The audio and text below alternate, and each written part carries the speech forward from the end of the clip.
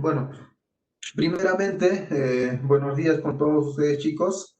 Realmente es una gran alegría el poder reunirme nuevamente con ustedes y poder seguir trabajando en conjunto, ¿ya?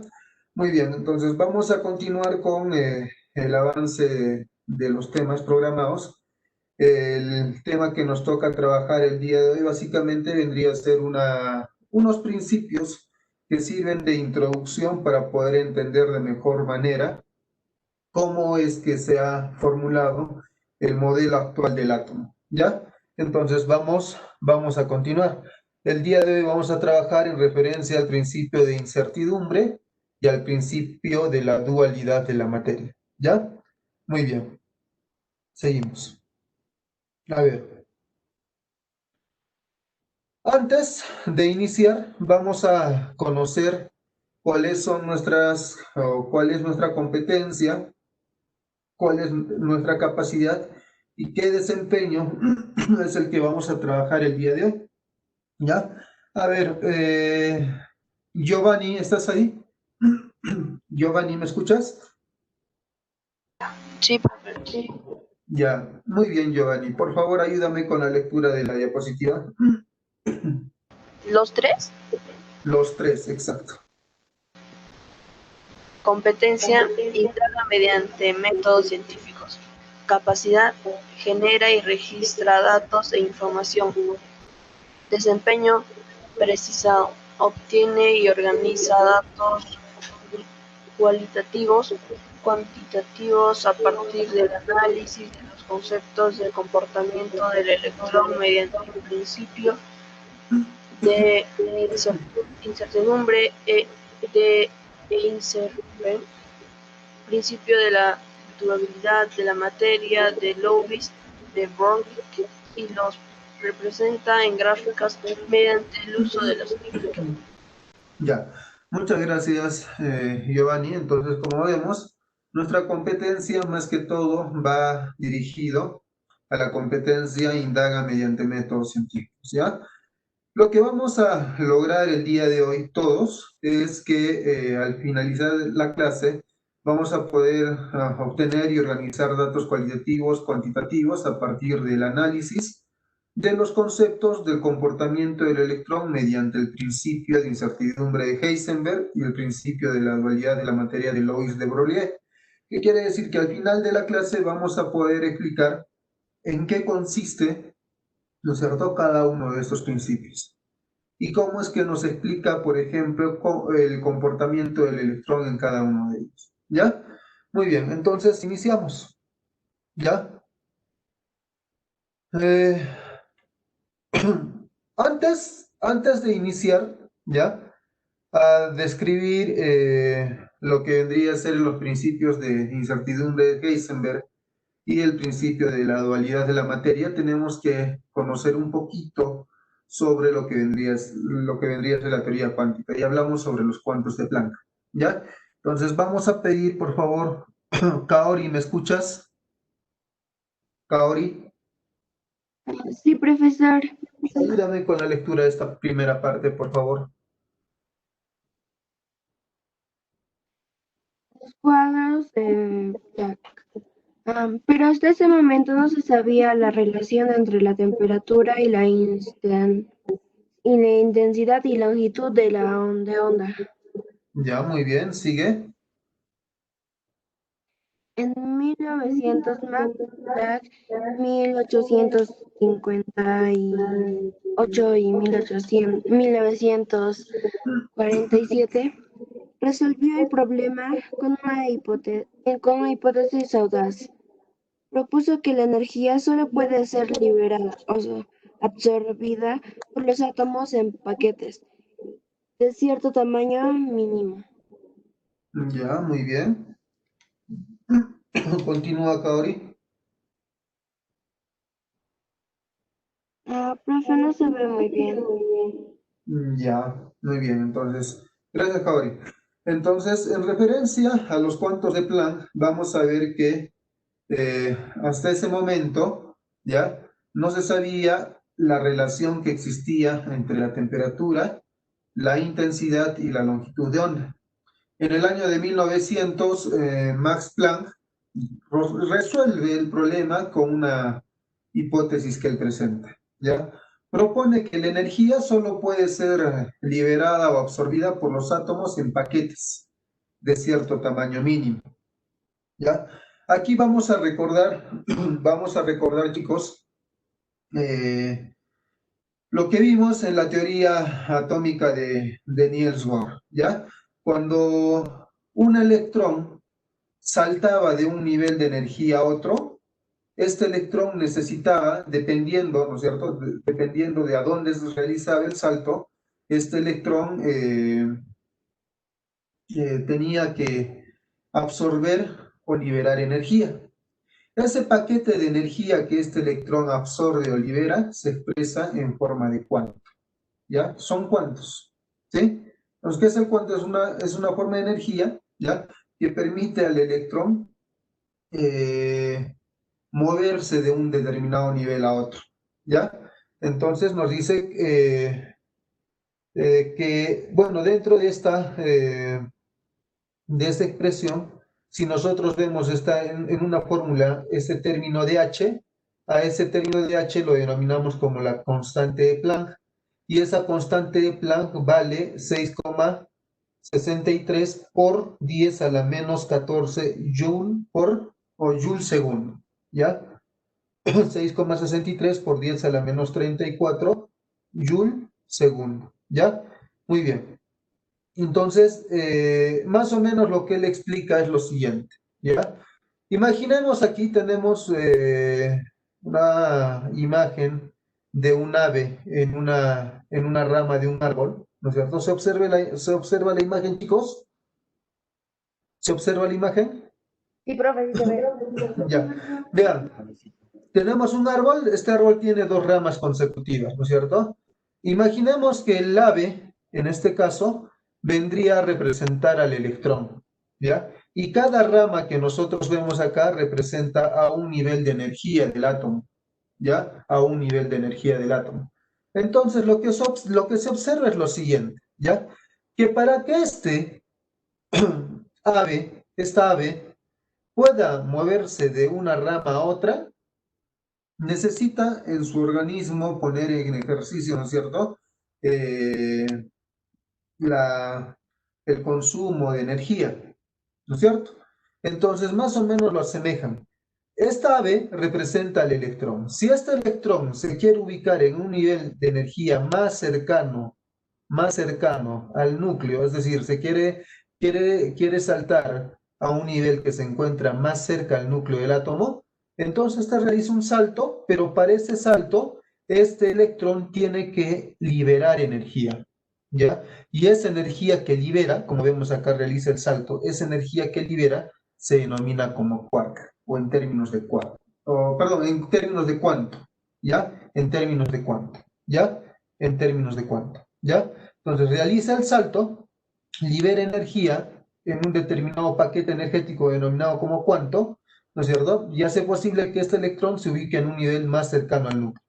Para hacer lo inverso, si este quiere saltar a un nivel de energía más lejano, ¿no es cierto? Tendrá que hacer lo opuesto. Si aquí ha liberado energía, ¿no es cierto? Para ubicarse en un nivel más externo, más lejano, tendrá que hacer lo opuesto de liberar, que es absorber energía, ¿ya? Pero siempre esa energía en un determinado paquete energético denominado como cuánto, ¿ya? Muy bien, a ver, vamos a ver. Ángela, ¿me escuchas? Ángela Castro. Ángela, Sí, profe. Sí. ayúdame con la lectura de la primera parte, por favor.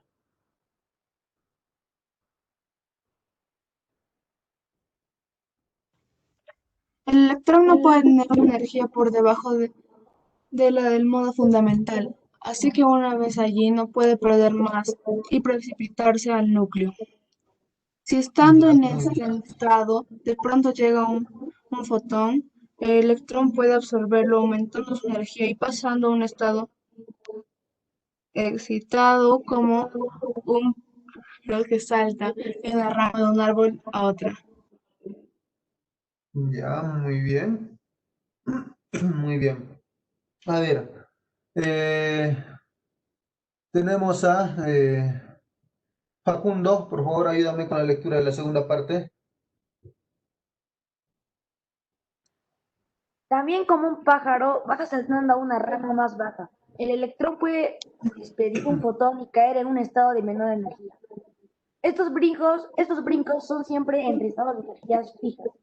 Por tanto, la luz emitida corresponde a frecuencias también bien definidas y no son posibles saltos entre etapas intermedias. Muy bien, gracias. Gracias, Facundo. Gracias, Ángela. Muy bien. Ahora,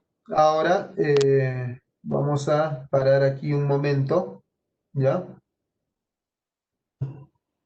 Muy bien. Gracias, Gael. Entonces, hablamos ahora en referencia a la hipótesis de de Broglie, ¿ya? La cual nos habla sobre la dualidad onda-corpúsculo del electrón, ¿ya? Vamos a ver que Luis de Broglie pensó que, al igual que la luz, pese a que la luz sabemos que es de naturaleza o posee una naturaleza ondulatoria, entonces decía que al igual que la luz, pese a ser de naturaleza ondulatoria, presentaba muchas veces un componente corpuscular. ¿Qué quiere decir? Que también poseía masa, ¿ya? Poseía masa, poseía un cuerpo, nos dice. ¿Ya? Podría ser que la materia normal, tratada siempre como partícula, tuviese también una naturaleza ondulatoria. Entonces nos habla en conclusión Luis de Broglie que el electrón cuando gira alrededor del núcleo, cuando el electrón está girando alrededor del núcleo, el electrón se comporta de doble naturaleza, ¿ya? Tiene o presenta doble naturaleza en su comportamiento. Se comporta como onda y se comporta también como partícula. Eso es lo que nos dice Lois de Broglie, ¿ya? Entonces vamos a ver que en el año de 1924 predijo que toda partícula en movimiento lleva asociada una onda en cuya longitud de onda cuya longitud de onda vale, ¿no es cierto? O la podemos hallar utilizando esta equivalencia, esta fórmula. Nos dice la longitud de onda es igual a ¿qué? A la constante de Planck, que es h, entre la masa del electrón o la masa de la partícula por su velocidad, ¿ya? Por su velocidad. Eso es lo que nos indica Lois de Broglie, ¿ya? Entonces, para hallar la longitud de onda de cualquier partícula, nos dice esa longitud de onda la podemos hallar dividiendo la constante de Planck, que es h, entre la masa de la partícula multiplicada por su velocidad, ¿ya? Multiplicada por su velocidad. Entonces, Lois de Broglie nos dice hasta aquí que el electrón tiene doble comportamiento, ¿ya? Tiene doble comportamiento. Se comporta como onda y también se comporta como partícula, ¿sí? ¿Estamos de acuerdo hasta aquí, chicos? ¿Se entendió la conclusión de la hipótesis de Broglie? ¿Chicos? ¿Chicos? Sí, profe. A ver, ¿cómo se comporta el electrón según la hipótesis de Broglie? Hemos dicho. ¿Cómo se comporta? Onda y como partícula. Muy bien, así de simple, vean. Todo esto lo resumimos a eso, ¿sí? El electrón, según la hipótesis de Luis de Broglie, el electrón se comporta al mismo tiempo como onda y como partícula, ¿ya? Por eso nos habla la dualidad onda-corpúsculo del electrón, porque el electrón se comporta como onda y también como partícula, nos dice, ¿ya? Copiamos esta diapositiva, chicos.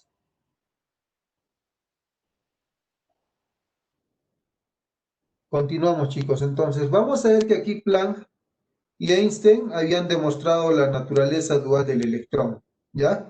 Que al ser una partícula se comportaba también como una onda. Entonces, vean, aquí en el gráfico podemos observar el comportamiento del electrón. Al mismo tiempo vemos que este electrón se comporta como partícula y también este se comporta como onda, ¿ya? Se comporta como onda. Por eso hablamos de la naturaleza dual del electrón, ¿ya?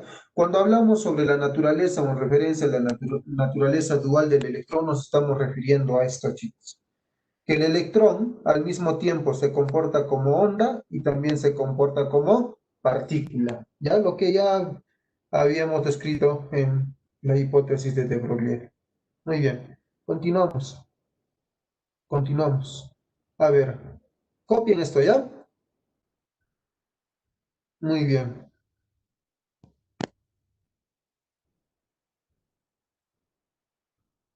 ¿Ya?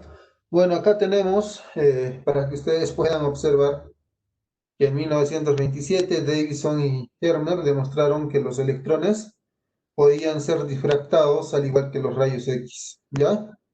Esto nos indica que los electrones se comportaban como ondas. Bueno, para poder ver, observar un poquito, en la figura nosotros podemos observar una micrografía electrónica del virus del ébola, vean, ¿ya? Pero está amplificada 19.000 veces, ¿ya? Oh, perdón, 190.000 veces, ¿ya? Amplificada 190.000 veces. Vamos a ver o vamos a recordar que este virus del ébola causó una epidemia en África en el año de 1995, ¿ya? Entonces tenemos ahí, ¿no es cierto? Uno de los logros que nos permite entender el comportamiento de los electrones, ya que ellos también se pueden utilizar para poder eh, eh, fabricar cada vez más instrumentos más sofisticados, como esos microscopios de barrido electrónico, ¿no? Que su principio se basa más que todo en la difracción de estos electrones sobre algunos objetos. Muy bien.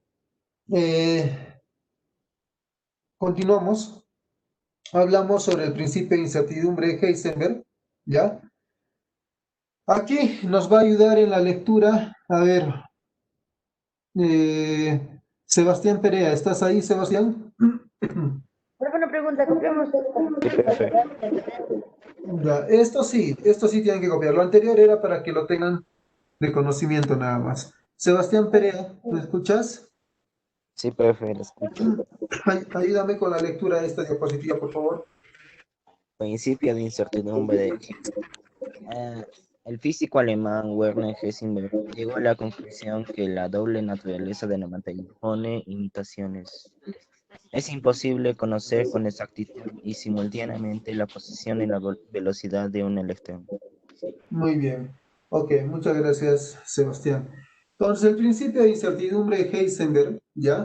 Que es formulada por el físico alemán Werner Heisenberg, llega a la conclusión de que la doble naturaleza de la materia impone ciertas limitaciones, ¿ya?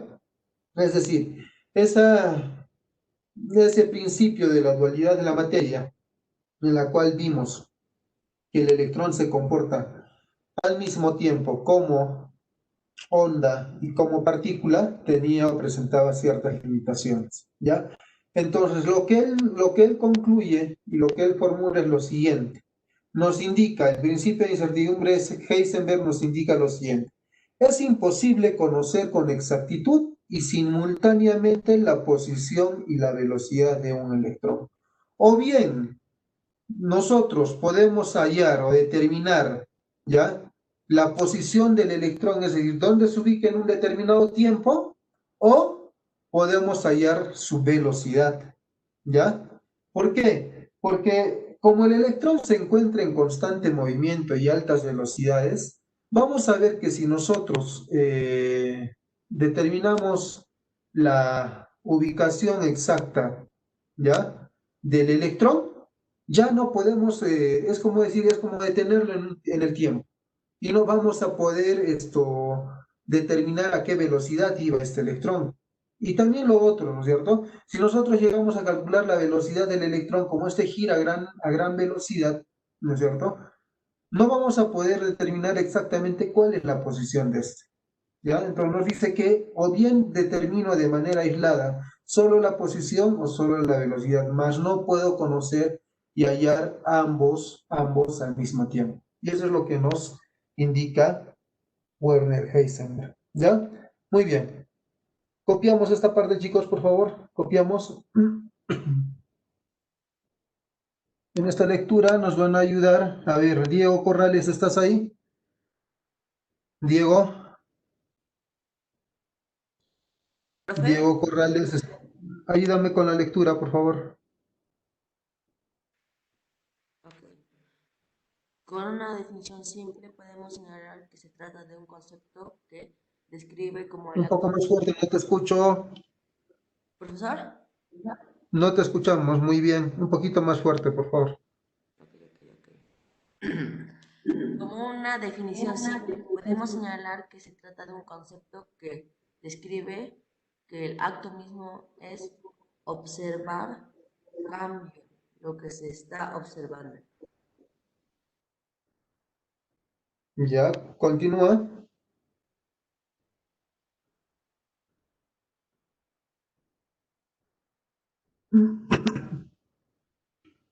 Nicole, Waquisto, ¿me escuchas? Nicole. Sí, profesor. Ya, ayúdame con la lectura de la segunda parte, por favor. Ya. En 1927, el físico alemán Werner Heisenberg se dio cuenta de que las reglas de la probabilidad que gobiernan las partículas subatómicas nacen de la paradoja, reflejada en los experimentos mostrados, de que dos propiedades relacionadas de una partícula no pueden ser medidas exactamente al mismo tiempo. Muy bien, gracias, Nicole. Gracias, Diego. Entonces, vean, con una definición simple nos indica, podemos señalar que se trata de un concepto que describe que el acto mismo de observar cambia lo que se está observando, ¿ya? En 1927, el físico alemán Werner Heisenberg se dio cuenta de que las reglas de la probabilidad que gobiernan las partículas subatómicas nacen de la paradoja reflejada en los experimentos mostrados, de que dos propiedades relacionadas de una partícula no pueden ser medidas exactamente al mismo tiempo. Lo que les indicaba, ¿no? O bien nosotros podemos determinar cuál es la posición del electrón o bien su velocidad, mas no podemos determinar los dos al mismo tiempo. ¿Ya? Muy bien. Copiamos esto, por favor. Copiamos. En la última parte nos indica si el electrón obedeciese las leyes de la mecánica newtoniana, las incertidumbres podrían reducirse a cero y la posición y el momento del electrón podrían determinarse con toda precisión, ¿ya? Esto en el caso de si el electrón obedeciese estrictamente las leyes de la mecánica newtoniana, ¿ya? Los principios de la mecánica clásica. Muy bien. A ver, copiamos esa última parte más, por favor, chicos. Como ya habíamos hablado anteriormente, Eros, en referencia a tu pregunta, eh, hablar en referencia al átomo, todavía desconocemos muchas cosas. Claro que se ha logrado descubrir y avanzar bastante, muchísimo, más que todo, ¿ya? Pero todavía no tenemos esa tecnología suficiente como para poder observar realmente cómo es la estructura interna de un átomo, ¿ya? O sea, de poder observarlo de manera detallada, todavía no hemos llegado a ese nivel, ¿ya? ¿Por qué? Porque la tecnología que tenemos todavía hasta el momento, de cierta forma, aún nos sigue limitando para poder describirlo exactamente, ¿ya? Conforme pasen los años, conforme pase el tiempo, sé que la tecnología también va a mejorar y ya nos va a poder dar de repente una visión mucho más completa en referencia a la estructura del átomo, ¿ya?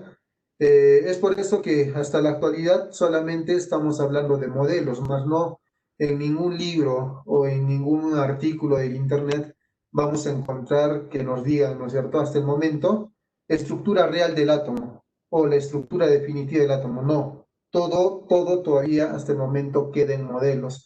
Muchos de ellos que nos han permitido descubrir muchas particularidades en referencia al átomo. ¿Estamos de acuerdo, Eros? Sí, profe. Eros. Ya, muy bien. Ok, creo que ya todos hemos terminado de copiar esta parte. Continuamos.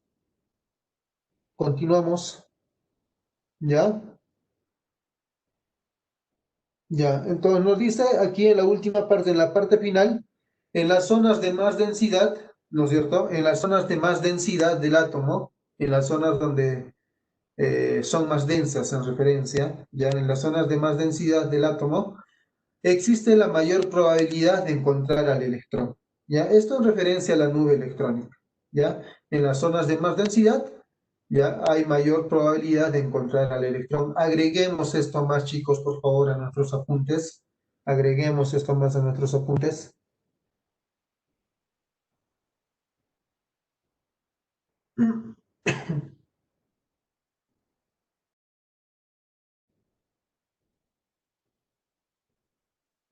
Muy bien. Con esto terminamos esta parte.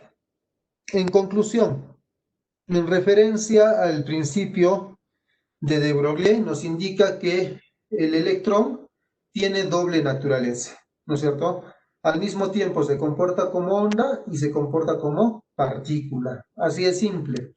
Ahora, el principio de incertidumbre de Heisenberg nos dice que no es posible determinar con exactitud y al mismo tiempo, ojo, la palabrita que es al mismo tiempo, la posición y la velocidad con la cual el electrón se desplaza, o la posición en la cual el electrón se ubica. ¿Ya? Entonces, esos son los dos principios que nos van a poder ayudar a entender mejor la próxima clase sobre ya la parte introductoria al modelo actual del átomo. ¿Ya? Al modelo actual del átomo. Ahora, chicos, les voy a mandar una ficha de actividad al CIE Web. Por favor, todos vamos entrando al CIE Web. Todos vamos entrando al CIE Web. Chicos, Sí, ¿todos me profe. escuchan? Sí, Ya. profe. Entonces, lo que vamos a hacer es lo siguiente. Vamos a leer detenidamente la lectura que tenemos aquí en referencia a la energía del electrón. Con todos los contenidos que tenemos también en el cuaderno, vamos a empezar a llenar o a responder estas preguntas. ¿Ya? Vamos a responder estas preguntas. Son sencillas. ¿Ya? Y en la última parte nos dice, de acuerdo con la lectura, haz un esquema o dibujo en el que se indique dónde es probable encontrar al electrón. Entonces, ustedes van a leer detenidamente esto, el contenido que también tienen en el cuaderno, y van a responder las preguntas. Estas actividades lo tienen que realizar en el cuaderno, ¿sí? No quiero que